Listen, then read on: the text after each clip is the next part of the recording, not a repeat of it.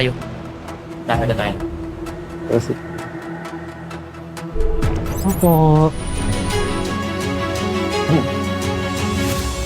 ibibigay po namin sa inyo kung ano yung batas, kung ano legal opinion namin.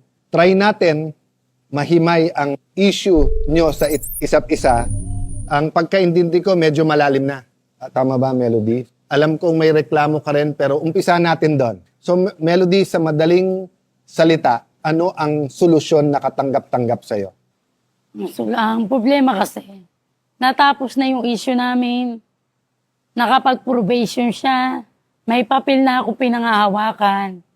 Ang nakasad doon ay bawal niya ako talagang guluhin. Since natapos niya yung probation niya, sa maraming tao mo ako ipinapahiya. So, pakinggan muna natin siya, ha? Dati ba kayo magkaibigan? Hindi. Ano yung side mo naman? Nagkorte na po kami niya. Kasi sinampahan niya ako ng attempted homicide. Nauwi yung sinampa niya sa akin na attempted homicide ng parang slight physical injury. Kasi nga po, may sugat siya. Hindi mo na inapila yun? Hindi ko na po inapila yun. Okay. Which is na alam ko naman po na nasugatan siya. Nung umalis na siya sa lugar namin, bumalik siya. Okay. Ngayon po, nung na-relocate siya, that time na hindi niya matanggap na lumaya ako, hindi ko siya masagot. Kasi nagpo-probation pa po ako eh. Nung time na yun, opo, mamawarant ako pagka nilabanan ko siya. Tinapos ko lang yung probation, bumalik siya ulit. Talagang ayaw niya akong tantanan. So, ang para kinagagalaiti sa'yo, niya, hindi mo siya pinapakalaman, pero ang pinoprovoke ka niya. kumbaga yung pinakamatinding galit niya sa akin, hindi niya ako napakulong ng matagal. Dahil nakapagpiyansa po ako. Nung mga Ginaganon oras na niya yun, ako. feeling mo ba sinasadya niyang puntahan ka para lang Opo, kasi i-provoke? Hindi wala yung naman nagkakataon wala lang pong kayo dahilan nakikita para sa bumalik lugar. siya doon. So, nung wala ka ng probation, nagkatagpo Opo, kayo ulit. nag-clash po kaming dalawa.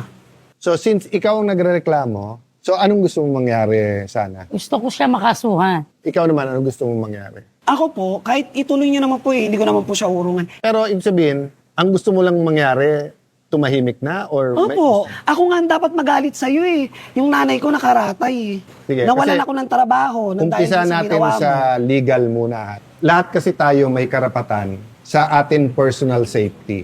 So kung sino man ay magtre-threat, yan ay pwede talagang kasuhan. Part din ng ating personal safety, reputation natin. So kung may sinasabi ka na either libelous or causing slander at may sakitan na, pwede rin kasuhan yon. Anywhere between slight physical injury all the way to depende kung frustrated o attempted murder yan or homicide. Ang mas practical dito, relationship at peace of mind nyo. Kasi may concept of safe space, no? Under the Safe Spaces Act, kapag may mga nasabi ka sa isang tao na nakaka-debase ng kanyang gender, pwede kang makasuhan under the Safe Spaces Act. And this space could be virtual, meaning sa internet, Pwedeng online, or it could be, or public space. and in this case, sa sidewalk at kalye kayo nag-aabot? Oo. Kasi ito problema, Melody. Sa isang banda, kung ako judge, pwede ako maniwala sa'yo based on na-convict ka na kasi dati. Okay. Pero tandaan mo, yung conviction niya dati, hindi niya inapila. May abogado ka ba nun? Apo. Hindi kayo nag-argue ng self-defense or... Hindi na po. Hindi ko na po pinaano kasi mahaba na masyado yung taon eh. Inabot po kasi kami ng 2 taon. Hindi ko na rin siya sobrang maharap dahil yung mamang ko nga po na bedridden na po. So, ang punto ko, sa isang banda, pwede kong sabihin na baka naman tama si Melody kasi dati ka nang naakusahan at napatunayan na anong naging kaso sa'yo doon? Sinampahan niya po ako ng attempted homicide. Naging slight physical injury po. Sa isang banda naman, Melody, hindi ka kasi niya hinanap eh. Hindi ka naman niya sinundan. Kasi kung sasabihin, hindi, gusto niyang gumanti dahil nakulong siya. Hindi ka naman hinaras sa ibang lugar, ikaw ang dumayo eh. Kaya pwede ko ring paniwalaan yung sinasabi na sandali lang, nananahimik na ako doon, nandun, pinoprovoke mo ko. So ang mangyayari niyan, matter of evidence. So mangyayari niyan, pagpunta mo sa piskal, ikaw, tinetreaten mo siya ng grave threats, papailan mo siyang grave threats, siya, magka-counter siya, grave threat. Maring manalo ka, maring manalo ka. Assuming makonvict ka, problema. Assuming hindi siya makonvict, titigil na ba pagkatapos nun? Siya kasi, humihinto na ako sa gulo, no? Ang forgiveness ay hindi para sa sarili mo. Mahirap talaga magpatawad kung paulit-ulit. Ang problema, malalim na eh. So, kung ako tatanungin nyo ang pupuntahan nyo pagka hindi tayo nagkaayos dito, kulungan o semeteryo lang o ospital. Gusto mo, madurog din siya. Gusto mo, madurog din siya.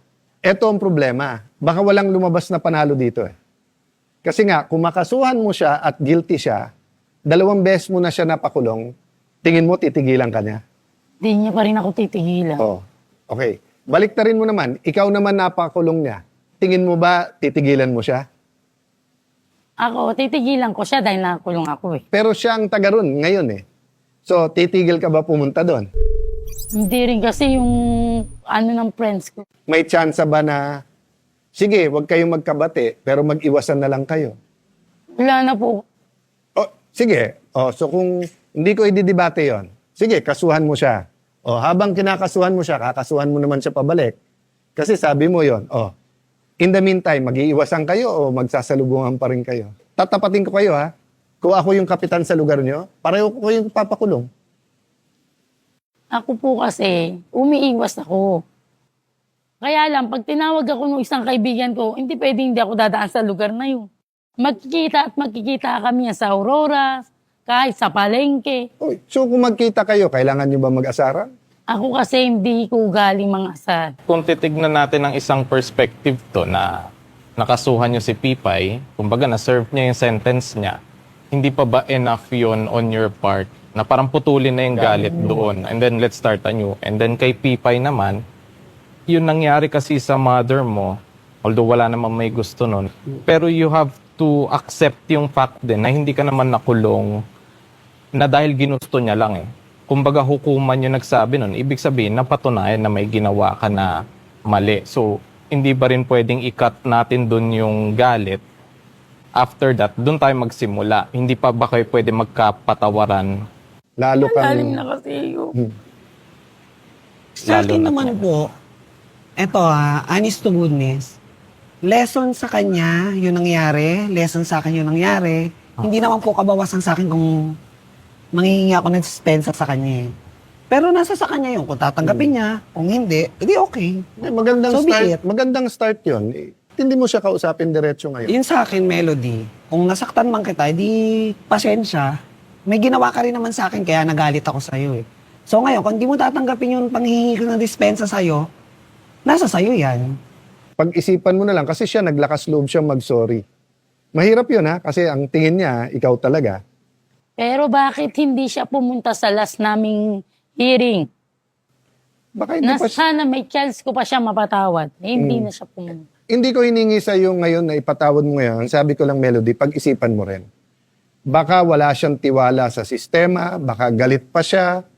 Hindi ko alam. Pero kung tingin nyo, pwede kayong mag-usap, magpapagitna ulit ako para sa inyo. Kasi nagsimula yan lahat-lahat sa alas kong nakasangla. Okay na lang sanay na hindi mo ko pinayaran. Pero ang ipagkaila mo na may utang ka sa akin, lahat ng tinulong ko sa'yo, sabi ko sa'yo, ang tulong hindi nababayaran, pero ang utang nababayaran yan. Pero yung pananakit mo, sagad na hanggang buto, grabe. Binangga mo ko binuusan kita ng tubig. Tapos tinutukan mo ko, buti na lang nakahakyat pa akong hagdanan. Dito yung dapat ang saksak ko, napunta sa hita ko. Ang narinig ko sa kanya, yung trauma at sakit na muntik siyang mapatay. Isipin mo kung hindi siya nakailag, baka nasaksak mo, baka patay na siya. Yun yung pain niya. Yung pagsasaksak na sinasabi niya na yan, sinungaling po yan. Ayaw niyang sabihin yung totoo na siya yung unang nanakit sa akin. Tapos tumakbo siya pataas. Hinampas niya ako ng tabo rito nakatalikod ako Binangga mo ko kaya nga Binangga, ayaw nakatalikod pangako ako, hinampas mo ako Hindi, ng tabo. wag kang sinungaling. Ikaw ang sinungaling. Sinungaling ka. Sinungaling. Ikaw ang sinungaling. Alam mo may batas tayo. Ikaw ang sinungaling. ka. Ako nagduduro. Ikaw ang sinungaling. Munti ka mamatay na dahil sa'yo. Galing ka. Hindi mo ano ka kasi. Iwalay mo. So, mahal natin mga kababayan, masakit man ang pagkakataon na gusto natin magkabati at usually nakakahanap tayo, ang katotohanan pagka napakalalim talaga ng sugat, konting kanti lang, wala nang pakialam kung ano mangyari. Kung magkasakitan, magkaano. So, bantayan muna natin mangyayari sa kanila at magbabalik ang Cayetano in Action with Boy Abunda. Mas importante po sa batas at saka sa karapatan nila yung kanilang safety. So, tingnan mo po na namin ang mangyayari sa kanila. Bagamat hindi nauwi sa kasunduan ng paghaharap ni na Melody at Pipay, nananatiling bukas ang Cayetano in Action with Boy Abunda sa pagbibigay ng tulong at suporta sa abot na makakaya nito. Nagkaroon ng masusing konsultasyon sina Melody at Pipay sa mga abogado ng programa para mas maunawaan nila ang mga legal na hakbang na maaari pa nilang tahakin. Sa muling pagbisita ng CIA with BA kay Melody, inabot sa kanya ang ilang grocery items bilang tulong sa kanyang pamilya. Higit pa rito, taus-puso ang kanyang pasasalamat sa pagkakataong maipahayag ang kanyang panig at maiparinig ang kanyang reklamo. Maraming salamat po sa inyo, Kuya Alan, Attorney Matt at kay Boy Abunda. Nagpapasalamat ako at naibahagi ko po yung aking story. Hindi rin nakalimutan ng programa si Pipay at ang kanyang ina. Naghatid din ng tulong ang Cayetano in Action sa kanilang tahanan. Isang simpleng paraan para ipadama na may sumusuporta sa kanila sa kabila ng kanilang pinagdaraanan. Ang nangyari po ngayong araw po is may dumating pong grocery sa amin na galing po sa CIA, kay Kuya Alan. Malaking bagay na po sa amin yon yung dumating sa amin na grocery. Hindi man po kami nagkaayos yung paghuharap namin kay Kuya Alan is nagpapasalamat pa rin po ako dahil po may tulong po na dumating para sa amin. Kaya maraming salamat po sa CIA pati po kay Kuya Alan.